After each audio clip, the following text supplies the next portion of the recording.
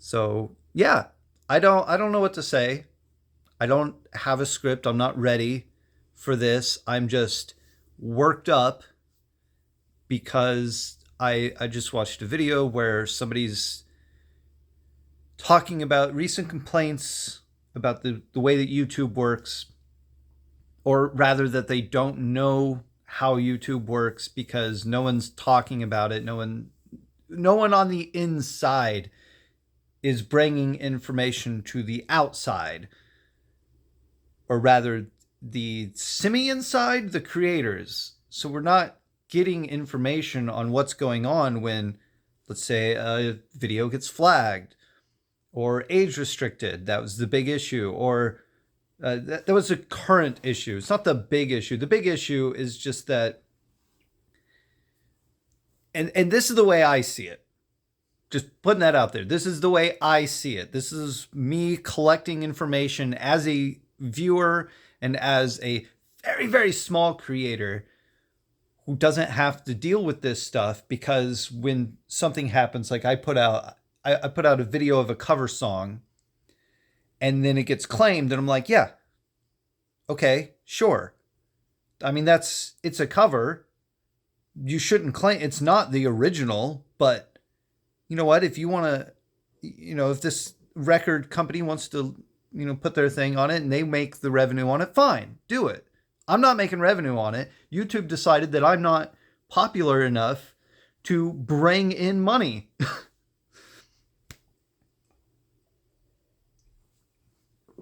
So, anyway, let me try to get to this point. And I think I talked about this before. And I think some other people, some bigger channels have talked about this before, how they acknowledge that they are ruining YouTube. The creators are ruining YouTube. Unintentionally and intentionally. It's sort of being perpetuated by the idea that they feel like they have to do this in order to stay relevant. And I'm telling you right now, you don't. You don't. Be you. Be creative. Be an individual on this platform, and you will do well. If you fall in to doing what you're told to do because everybody's doing it, then you are enforcing that. You're giving yourself confirmation bias. You are being superstitious. So, but this is how it works. And I'll get to this now. A large creator, a creator with a lot of viewers, consistently a lot of viewers, does a thing. People watch. Those big numbers come in on this thing that they did.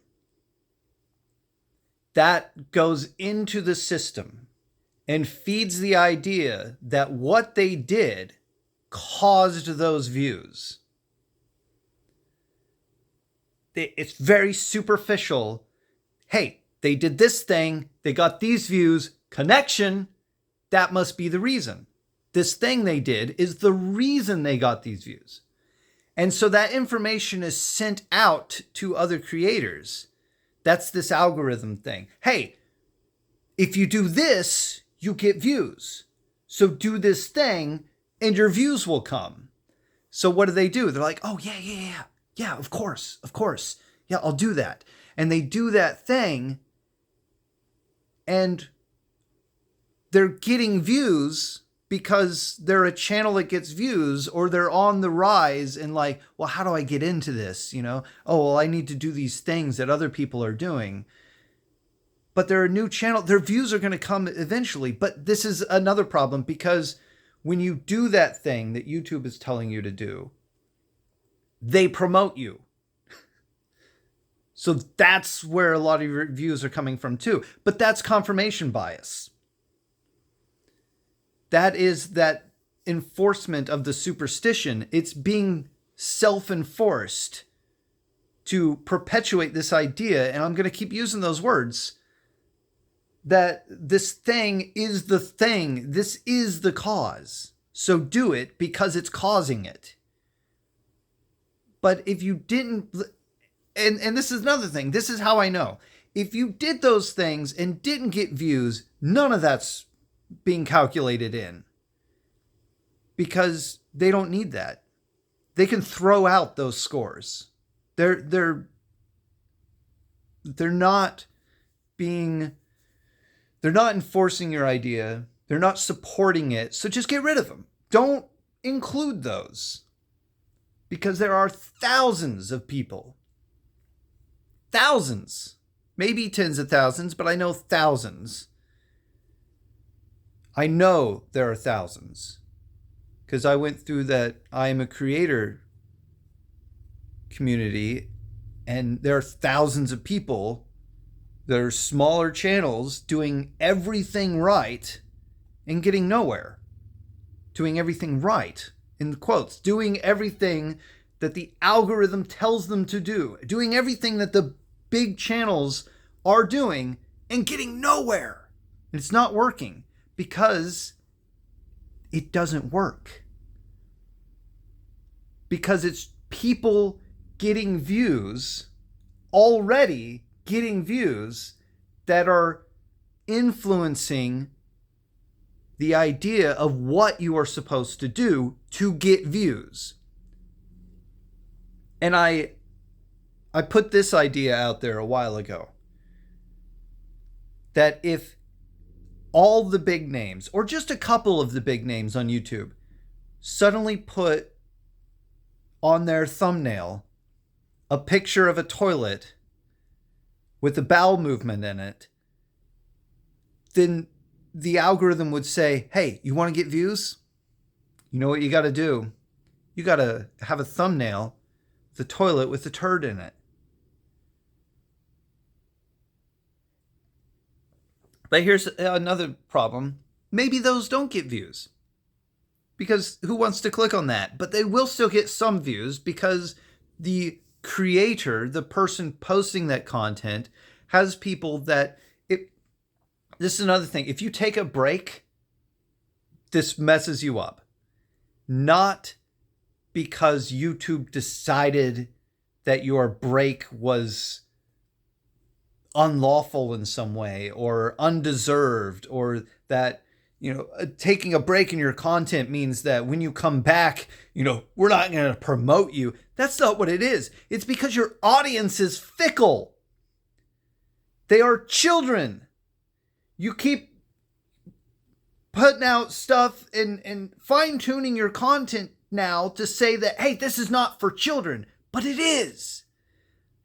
Because everything that you're doing is to appeal to children. That's what YouTube is telling you to do, because the bulk audience on YouTube is children. Although Generation Z is now kind of in that adulthood for the older age, they are still that fickle children age for the most part that are watching YouTube, because they're the ones that have time to watch YouTube. They're the ones that aren't stressed out with work. And yes, there are adults, but there are also a lot of children lying about their age on their accounts or using accounts of adults because they can't remember their own passwords. That's another thing that happened with, all these sub drops. Where do all these subs go? Why am I losing all these? Well, they're dead accounts because a child made an account, forgot their password, made a new account, and resubbed to you so that the old account, that's a dead account, does not get logged into anymore, had to go away. And then when there's this switch between YouTube to Google accounts being your YouTube account, the ones that didn't switch over, that were not getting logged into, that weren't getting the message, hey, switch over to this new account stuff, they got deleted too. So there went a bunch of subs there. But that's what I'm talking about. These children, they're fickle. They're a fickle audience. They will, if you're posting every day at like 11 or noon or lunchtime or dinner time or whatever, you're posting every day at the same time, and then you don't, and they check back the next day and you still haven't, then they stop checking. They don't check every single day until you're back. So when you do come back, they don't know. So I come back from a break and I'm not getting views. Did YouTube stop promoting me? No, your audience didn't know that you came back because they're not waiting for you. They'll wait for you a little bit because they want to see your content. But if you stop posting, they're looking for something else. They're looking for something to fill that time. I'll go ahead and say this. Every day at the same time, I pull up YouTube and I refresh it right on the hour and wait for the Game Grumps video to post. When it doesn't post, I'm like, what happened? It's been a minute and I'm still refreshing and I'm waiting for that Game Grumps video because that's how I want to start watching YouTube today. I want it with that Game Grumps, and then I'll go watch some other stuff. And I know that there's people posting other things that I could be watching, and I'm going to watch them anyway. So why start with Game Grumps? Well, it gets me hyped. They have a great cadence. I enjoy watching their content. That's my routine. So when they change their schedule and I don't know it, I have to at some point decide, well, I'm going to go watch something else. So let's say it just got delayed by a couple minutes because there was some issue with uploading. Well, I'm off watching other things, and then it gets posted, and then other people start posting videos so that my sub box gets filled with, new videos. Maybe I don't scroll all the way back down to check to see if it ever came up, and I've gone a whole day without watching them. But I'm still very aware of them. I'm still going to be like later in the day, hey, what happened to the Game Grumps video? Did they post something? Are they on a break? Or do they not have content? Are they on tour? What's going on? I want to know. So maybe I'll go check their channel. If there's still no video, I'll check their community tab. I want to know. I will not check social media.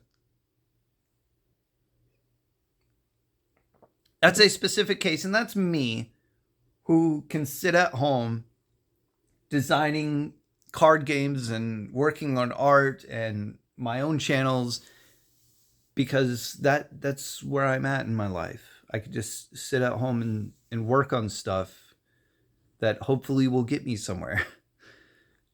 I don't have a busy life getting in my way, stopping me from doing these things. I don't have school to get to or to come back from.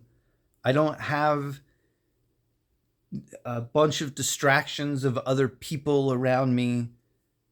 So I can sit and wait and still miss stuff, but eventually get back to it. So if your numbers aren't doing so well on launch,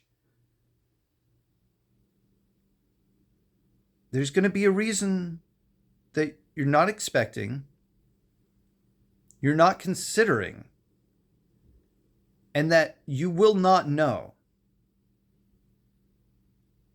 Because you are reacting to an invisible audience.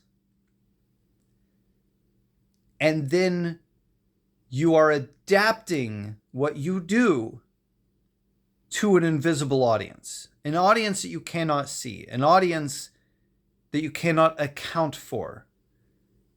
Because they are not telling you what is going on the outside. And YouTube doesn't know either. Don't expect YouTube to know what's going on with their audience, because they have set up their system, their AI, their algorithm, their checks, their balances. They have set up all that stuff to find things out of the normal. And then their failure isn't that they have an AI looking for sensitive content. Their failure is that they let the AI decide that the sensitive content should be flagged, should be restricted, should be blocked or that the channel should be punished in some way. They let the AI decide that before anyone looks at it, no matter the size of the channel. Although I will say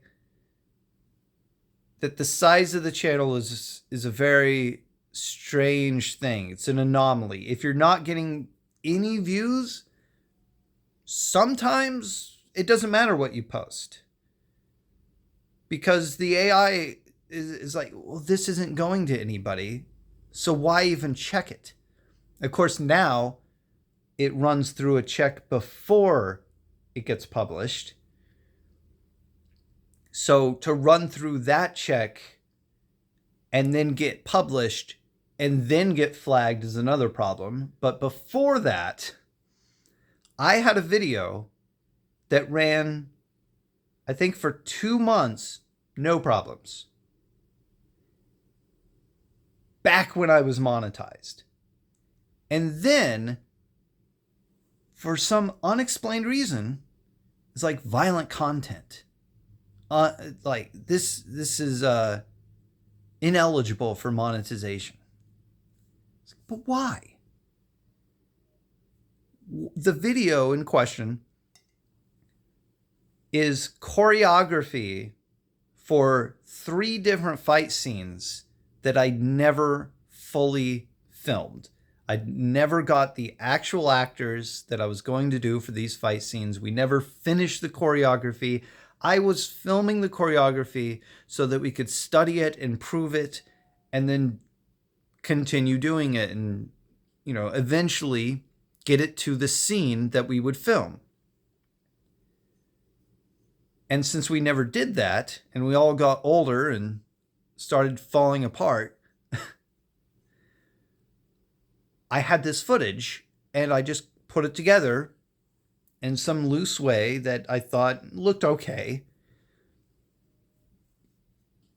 And I put that out as a video. So it was sort of a fight video. I also did a test video on perspective for sort of a video game perspective for a film where I had someone carry around a toy firearm. It was a toy. Airsoft? Maybe? I think it was airsoft. And you could barely see it. They pretended to be tied to a chair and break free and pick up the toy and just look around the house with different perspectives. I put a border filter around it. It got flagged. Violent content. But I didn't contest these things. I just said, well, fine.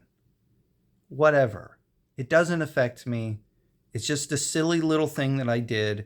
The purpose of these 2 things was not to make money. The purpose of these things was, one, to test perspective on one of them, and the other one because I had this footage that I wanted to be preserved digitally. And oh boy, was it a pain to preserve digitally, because I had it on a high 8, played it on a TV, and recorded that television with a camera, trying to lock the focus, which, not the camera that I had, that it doesn't lock focus. I'm trailing off. What I'm saying is, a small channel, I put out something that eventually got picked up and flagged. Not because those videos were getting views, but because new videos I was putting out were getting views. So as my channel was getting a bit more attention, it fell into this bracket of needing more scrutiny. I'm not going to be able to say that right, so let's move on. So that happens sometimes, especially if you take a break. You put out some videos, you're regularly seen as being safe sometimes because you're just putting out videos. Nobody's doing anything about it. Nobody's complaining about your content. And then you take a break, and when you come back, see, they think your channel's dead. They think it's okay. They don't have to look at it anymore.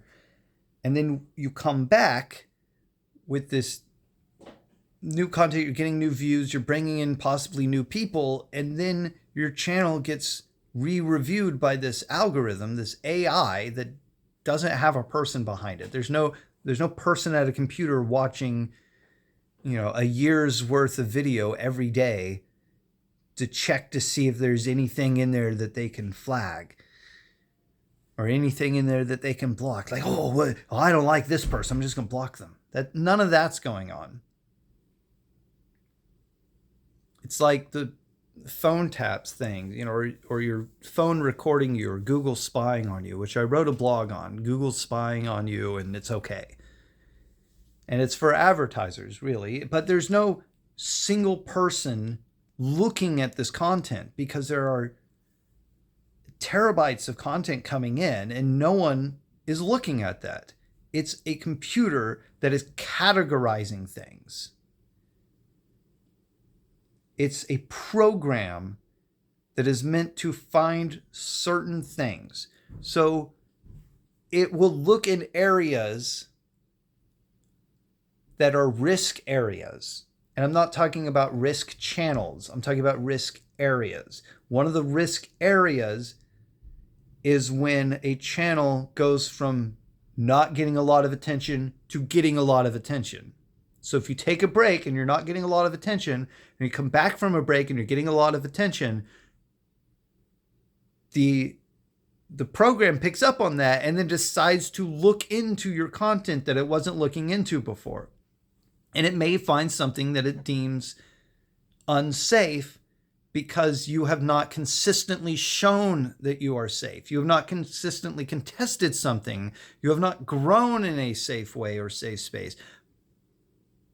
And again, a lot of this has to do with your audience because it is deciding whether or not your content is safe for children. And this is a problem that came up recently that I just realized, I think yesterday even.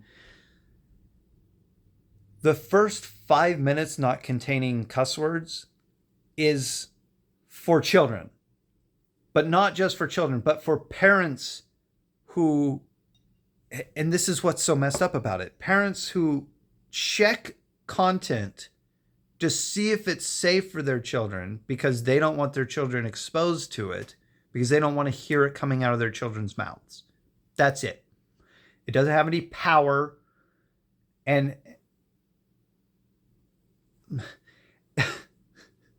I'll say it.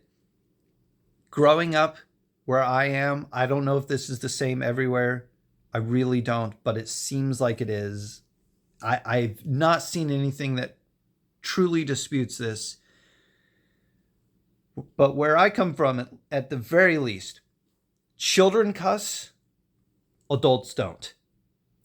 So when I see all this cussing going on, like, it's, adults cut. No, my children friends who never grew up, my childhood friends is what I should say. The people that I was going to grade school with, cussed in grade school. They just never stopped because they did it as a child because they believed that's what adults did. And then they became the adults that did that.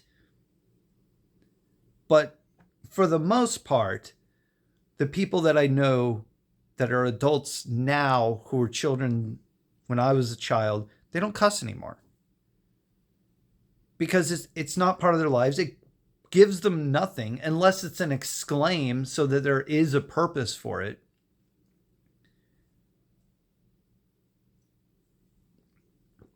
I think the caffeine has something to do with this video. And why it's so long and why I have so much to say. I want to leave you with one simple request. I was going to say idea, but I think request is right here. If you are in any position to say anything about this, please please send this out there as a request yourself, that the program, the AI, the algorithm, whatever is going on at YouTube that is not manned, that is not stationed by a human being, should not be what decides if a video is dangerous, but rather be a way of cautioning to a human being that a video needs reviewed. And if that is what is happening, there is a backlog. And I can't see this being the case, if there's a backlog of flagged videos by this algorithm that are then being sent to a human being who then reviews them and then decides what happens to that video, they need to go have an HR seminar. Because that's where a lot of this favoritism idea is coming from. That's where a lot of this racist idea is coming from, if that is the case. Because the algorithm is not...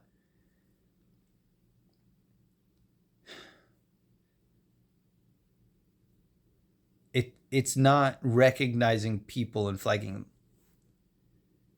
So I have so many more things to say. If you want to have a discussion, let me know. But until then, and I would love to have a discussion. That's one of the things that I want to do with this channel, is turn it into a discussion channel, and not just parodies, not just, haha, look at how dumb people are and how they think it's amazing and stuff like that. I want to talk about the issues, get information from other people and bring it together so that we have a better understanding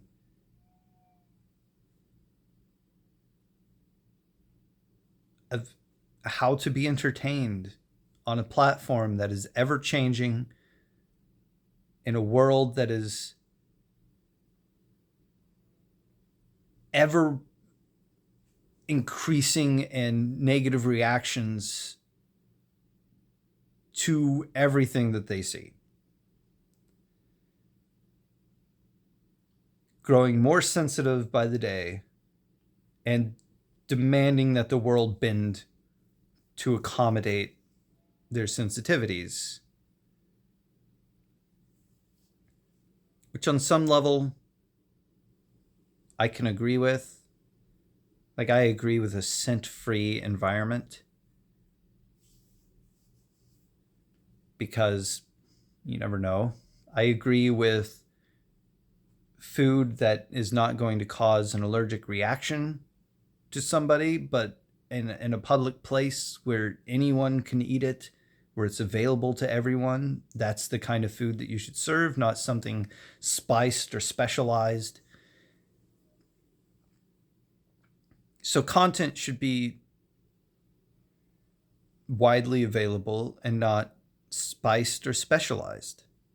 But it should also be entertaining, because that's what we're doing here. That's what we want to do. And I have to stop, or I'll never stop talking about this.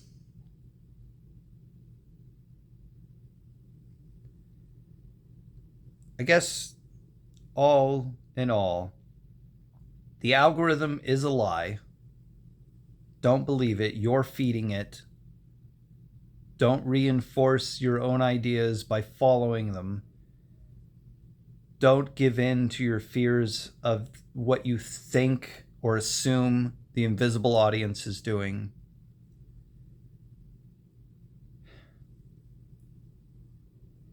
And if you want to help the world, subscribe to my channel. I couldn't do that. Couldn't do that with a straight face. Subscribe to my channel, like, comment, share this video, hit that bell to turn on notifications so that no matter what you're doing, if you're trying to save a life on a cliff and you get a notification that there's a YouTube video playing, you know in your heart that you have to stop what you're doing and watch that video. Are you in a board meeting? Too bad. YouTube notification. Watch that video and subscribe. That's what this video is about. Just subscribe to my channel. That's all I'm doing. Is it working yet?